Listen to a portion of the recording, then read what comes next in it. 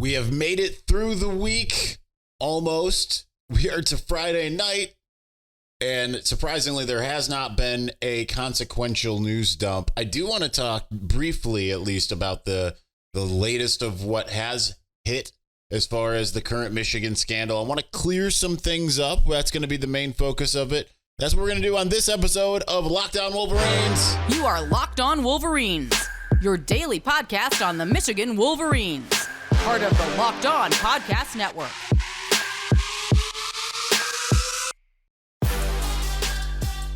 Happy Friday. We are back and doing it. Locked On Wolverines Podcast, part of the Locked On Podcast Network, where it's your team every day. I am your man on the ground, Isaiah Hole, publisher of Wolverines Wire through USA Today Sports Media Group.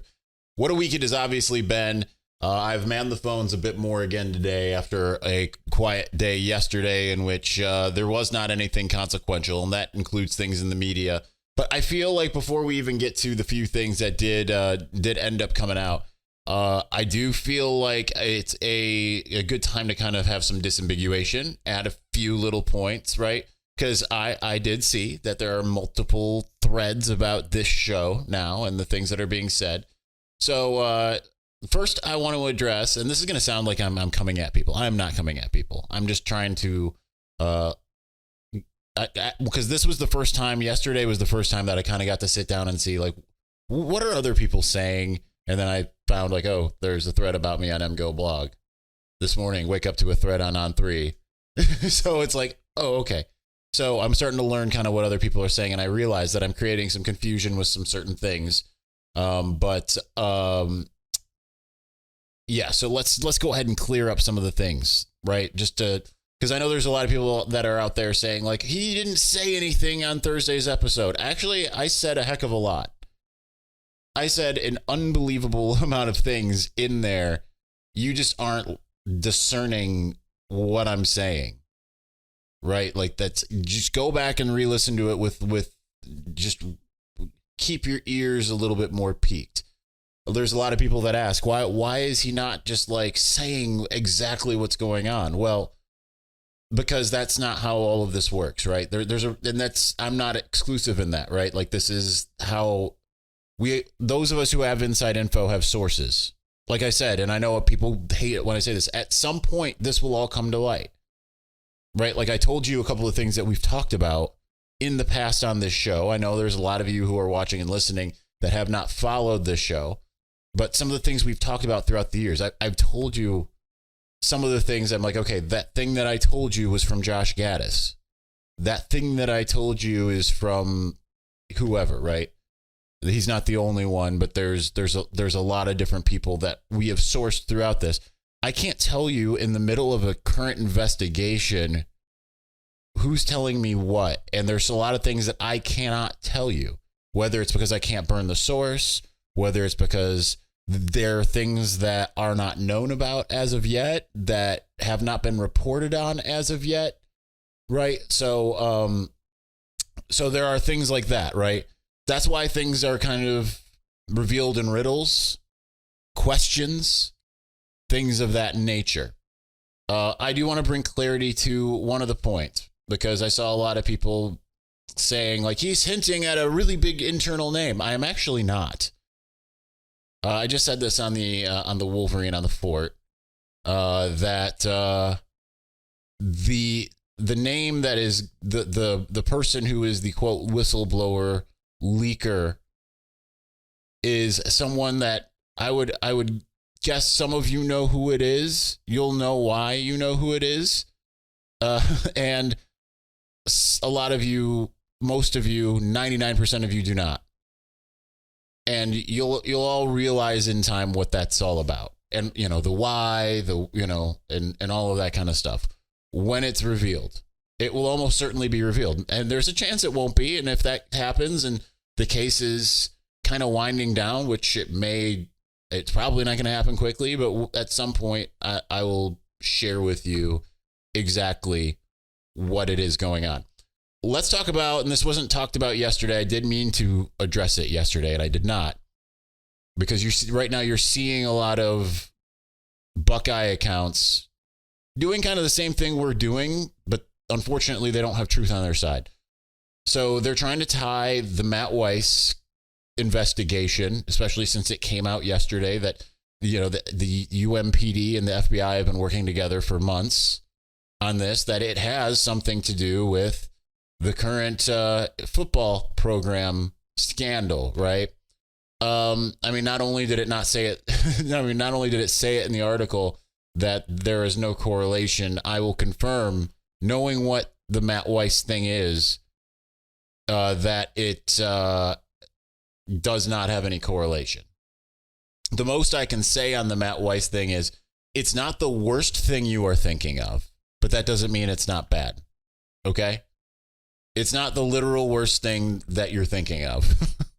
That isn't, it's probably not even in that, I'm not going to say it's not in that stratosphere. I don't know how to say it without saying it, but it's just, I'll leave it at that. It's not the worst thing you're thinking of, but it's bad. Obviously the FBI is involved, but it's not the worst thing you're thinking of. We'll put it that way. Just to clear the air a little bit there. Again, I can't share it with you. I understand you want it. You need it. You feel like I'm not saying anything. I am telling you what I can tell you. So there is that part of it.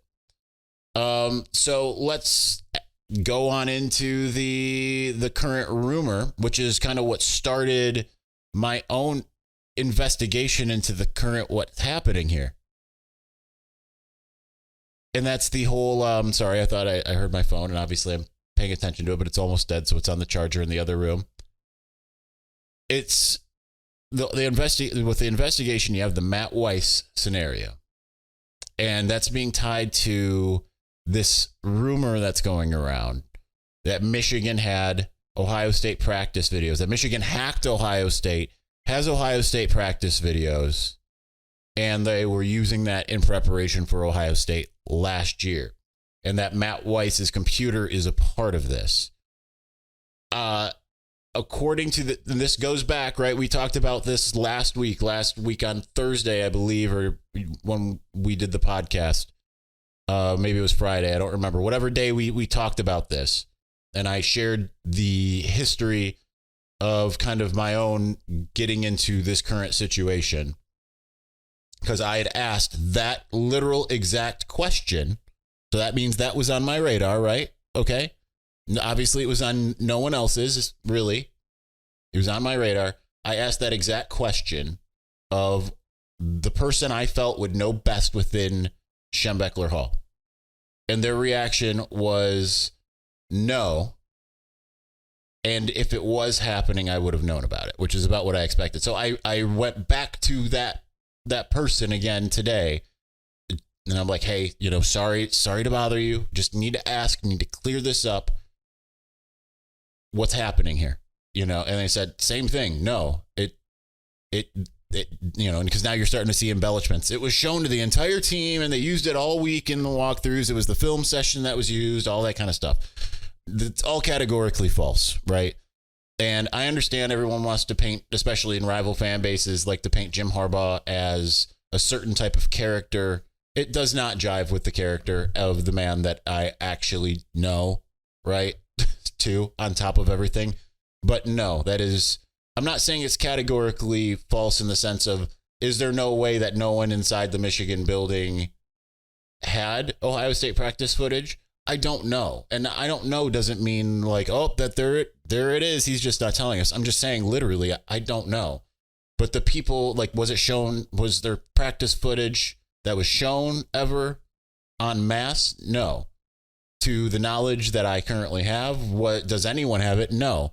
But could someone have had it? I don't know. I can't categorically say I absolutely don't know because I'm not in the building.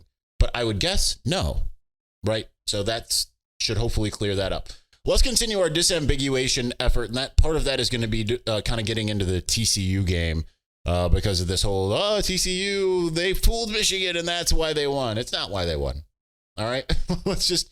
Like we can make, actually, in some ways, as much as it's like, okay, that puts something good on TCU's plate, right? Like, okay, they did something cool, they did something good, or for them and all this stuff. And there's also the Ohio State gave them their signals, or Michigan signals, all that kind of stuff, which is also cell phone. I don't know. We'll get into it here in a moment. Before we do snap into this NFL season with FanDuel, America's #1 sports book, right now new customers can get $200 in bonus bets guaranteed when you place a $5 bet. So with the Monday Night Football coming up, or you just want to find a way to kind of get yourself to Monday night, waiting for the Detroit Football Lions, the America's team, to take the field, you can get $200 in bonus bets. That's win or lose, by the way. If you're thinking about joining FanDuel, there's no better time to get in on the action. The app is so easy to use. There's a wide range of betting options, including spreads, player props, overs, unders, and a heck of a lot more. So visit FanDuel.com/lockedon to kick off the NFL season. FanDuel, official partner of the NFL. Also, before we get fully into the all this litany of trying to just disambiguation, get cut through all the noise, all that kind of stuff with certain little things that are kind of out there, I've had a lot of times where it's been really frustrating for me to get tickets, right? I could tie this to the thing. I'm not gonna. But think about when I was trying to get Justin Bieber tickets for Sarah and I last year. Think about the time that I was trying to get tickets to the Eastern Conference Finals for the Pistons back all the way in 2004. Tigers in 2006 in the ALCS Game 2, I believe. I was going through all of these really difficult channels. I didn't know exactly where I was sitting. I didn't even have the peace of mind that I was going to have a ticket in hand.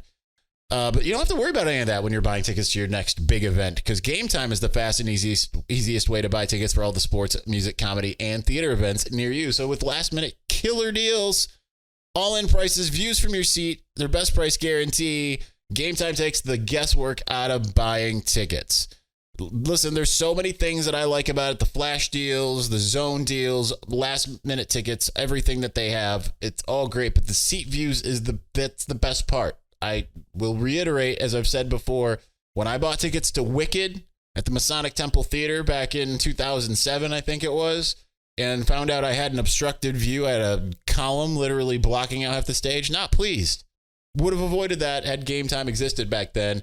GameTime is the only ticketing app that gives you the complete peace of mind with your purchase. So see the view from your seat before you buy, so you know exactly, what to expect when you arrive. All-in prices, show your total up front, so you know you're getting a great deal without the typical, hey, it costs $50. Oh, it actually costs $90.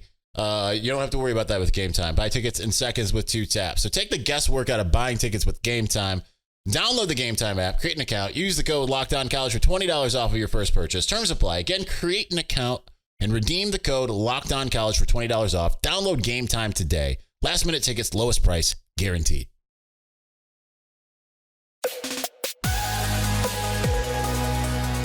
All right, let's continue on here. Let's just kind of recap for a second here. The name that that is being bandied about. Does Jim Stapleton have something to do with this entire thing? I would bet my money on it, but I don't know, right? Because that's not part of what I'm investigating at the moment. Okay. But I would bet money on it personally. I mean, if John U. Bacon's out there, saying keep an eye on Jim Stapleton, that's to me like John U. Bacon's not going to throw that out there unless he knows something. That's just not the part of the investigation that I am personally focused on here. But I would absolutely think that he's part of it. But is he the actual whistleblower? No, I don't think he's close enough in the football building itself to actually be able to speak intelligently. He probably had no idea who Connor Stallions was until someone out, whether it was before this started or right before it started, essentially, right? Like, I don't think that he necessarily knew who Connor was. So it is someone else. The Matt Weiss investigation is fully unrelated, 100% unrelated, has nothing to do with this. The rumor of him having hacked Ohio State's server and gotten practice film, all of that stuff, to what I have been told that is categorically false. That Michigan had anything remotely like that. I cannot imagine Michigan would use anything like that anyway. Michigan's more of the team that is going to bump up against the line, right? But from this issue that we're seeing now to the satellite camps, all that kind of stuff, right? Go up to the line. I guess in this case, maybe crossed a few lines, but really don't go completely over the line, right? You might be straddling the line a little bit. That's kind of what this is. This is straddling the line. So that's kind of the situation there. But what is really funny to me with the stealing signs thing is you see a lot of Buckeye accounts on Twitter, because I've had a little bit more time to be on there the last 24-ish hours here, and just kind of seeing like the types of things they're saying, right? Acting like they don't steal signs and everything. But wait, they gave TCU, according to the Yahoo article, Ohio State gave Michigan signs to TCU. But they don't steal signs. They stole them after the game. They went back and said, here's what they used for that. Here's what they used for that. All of that kind of stuff. So that's hilarious. That's really good. But this Yahoo article comes out. I don't think it's part of, like we've talked about in the last couple of days, this being kind of a political hit job. Steve Dace calls it a psyop. I agree with that. He's in the political world. Like him or not, he's right. Okay? Like he's seen how this type of thing works on the daily. That's his job. This is a psyop. And that's 100% what it is. That's why I'm kind of surprised that we've seen it kind of laying off. That's why I very much expected something to drop tonight before game day, just to kind of amplify it. But, certainly I would not be surprised if something else, one of the two things that I expect to drop, if for that to happen, maybe like right before Jim Harbaugh's press conference on Monday. Weekend, probably not, unless it's early tomorrow before game day, all of that kind of stuff. So we will see. But this whole thing with TCU, Michigan didn't lose because they didn't know TCU's signals. I believe that Michigan actually probably had a pretty good beat on TCU's signals. It has nothing to do with it. It's what was Michigan coaching staff doing with some of the plays they were calling, right? Getting too cute. That's really essentially what it is. Getting too cute and turning the ball over. You turn the ball over. I understand they were relatively even in turnover ratio, but two of the turnovers that Michigan had resulted in TCU points, 14. The other two turnovers that Michigan had resulted in taking points off the board for Michigan, right? If Michigan even just scores 3, instead of going for it, instead of running the Philly special and just this dumb, long developing play that just was completely unnecessary and right, like that's one of those things where it's like they got too cute. Then you have the Kalel Mullings fumble, which was a result of them not calling what was a clear touchdown. I mean, I was right in view of it, a clear touchdown to Roman Wilson. And then the 2 pick sixes, that was the big difference.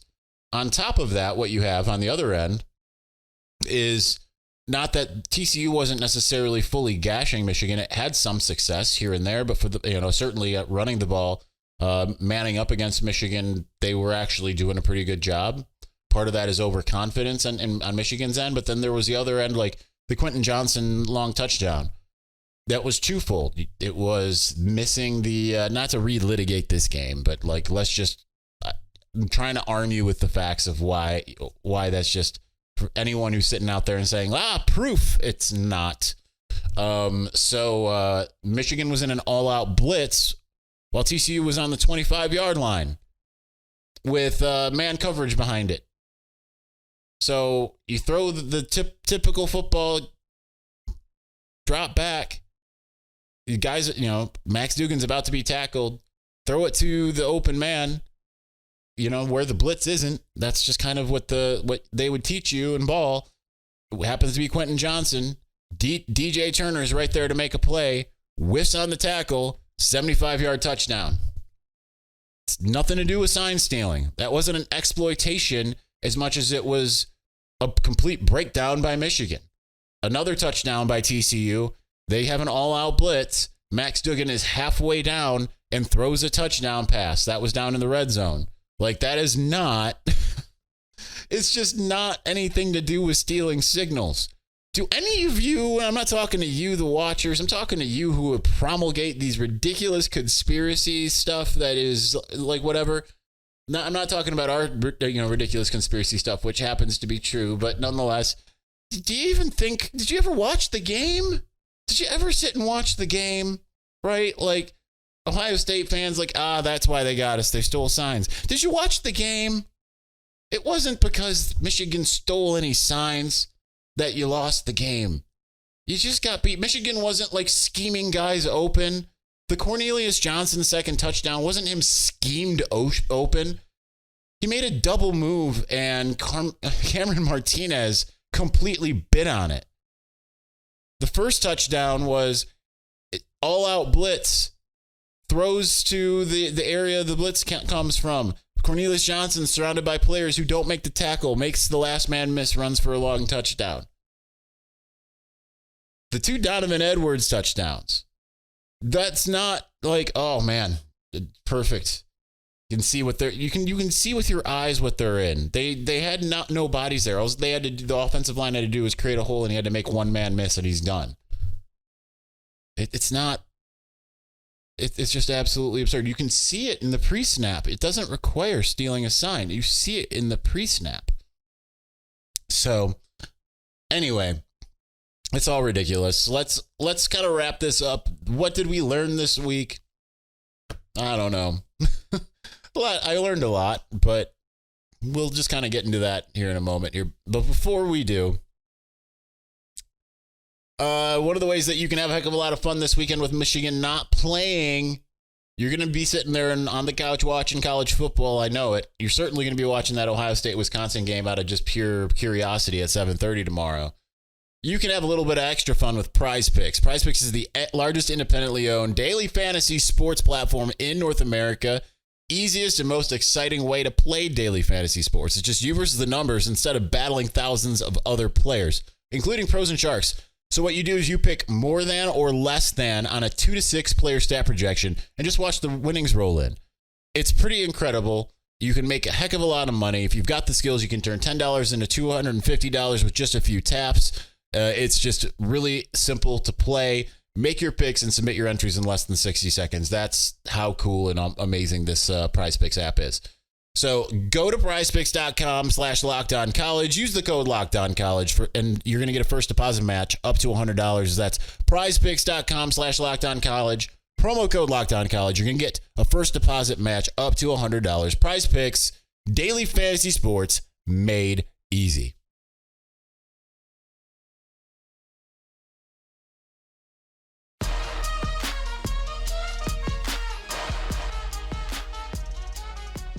All right, we're kind of late in this episode, and I probably should have said this at the top. For those of you who are kind of new to us from all the message board posting, which, again, I appreciate everyone who's sharing. I'm not trying to come against anybody. I'm just trying to create some disambiguation again, right? Like, let's clear up some things, all of that. Go back and watch or listen to the episode from Wednesday. Is that the day? I believe. I don't know. I have no concept of days. Where I shared some more details about it's going to come into play later. I can tell you that. As I kind of figured some things out here. So Wednesday I did a show on the kind of the secrets of the trade, literally the trade, sign stealing trading, which happens in the Big Ten. Names were named. Okay. So, go ahead and check that out. So, I don't know the whole piece, right? I know a sliver. It's a pretty big sliver of a lot of what's going on. Again, I have some incredible sources on this, unparalleled. I'm sorry I can't tell you more. It will happen when it happens, okay? So just you're going to have to be patient. Patience might mean years, unfortunately. So just know that, all right? Because it's going to have to take until not when this is necessarily over, but when the timing is right. Then we'll reveal names, and we'll completely tell you everything we know. I'm trying to tell you what I can tell you when I can tell it to you. And in a lot of cases, I tell you a lot. If you're a regular watcher or listener, I tell you a lot of things that you really should know. And like this, like I was actually going to say this on Sunday's show after the MSU game. Cornelius Johnson and some other players scratching up the field after the game. I think they were provoked by something, but they had to be stopped, and there was a little scuffle with some MSU equipment people. All right, so like that's not necessarily anything groundbreaking, but it's interesting to know. I try to tell you things when I can tell them to you. Sometimes I forget. Hence Sunday's episode, I planned on doing it. Completely slipped my mind once we got to the third segment here. But I spent a lot of my last couple days, particularly yesterday and today, thinking about motive. Okay. So we've mentioned some names here. We've mentioned Jim Stapleton. He obviously has a motive, but I also mentioned, would Jim Stapleton know who Connor Stallions was and what his role is? No. The WAPO piece is the bombshell, but this is what changes the game. Okay. Which is why I, again, ask you to go back and read over that with a fine-tooth comb. Because a lot of your, not even your answers, but your questions start with that, okay? More so than anything else. And I want to reiterate some of the questions that I had at the top of the show yesterday. Why were Ohio State sites pointing to there's about to be something that comes out later today? And they have a concurrent post ready to go at the same time that ESPN's got something. Why have Ohio State sites on their boards why have they had info on this for a month? Go ahead and overlay that with the Washington Post, because I'm trying not to necessarily say what's happening, right? But it is in a lot of ways a Michigan fan fever dream. Will Michigan come out of this unscathed? I don't know. There has been things that there are some things that are wrongdoing. I think they're, in my personal estimation, they're minor. Okay? There are things that can be perceived as wrongdoing, right? The entire Connor thing, that's, if you're a fan of someone else, of course you think it's absolutely wrong until you find out your team's doing it as well. Okay, I'm not saying that all teams do it. Like we said, when it comes to sign stealing in general, Michigan State doesn't do it. They're like completely oblivious to the entire practice. Okay, so not everyone is doing it, but most are. Ohio State's a major player in sign stealing. Might go further than that from some speculation I heard. Okay, so this is a very complicated issue. I want you all to really focus in on one thing, and this is the most important thing today. Who is the private investigation firm and who hired them? That's what we need to learn. That's way above my pay grade, all right? Way above my pay grade. But I've worked out with a lot of motive. I have 2 different potential motives as to why they were hired in the first place. Neither of them have to do with Jim Stapleton. Neither of them have anything to do with internal. We can't rule out internal, but neither of them have to do with that. But when you start to piece together motives, because there's one thing that we know for sure that is public, therefore we can talk about it. The Washington Post confirms there is an investigation firm that had a document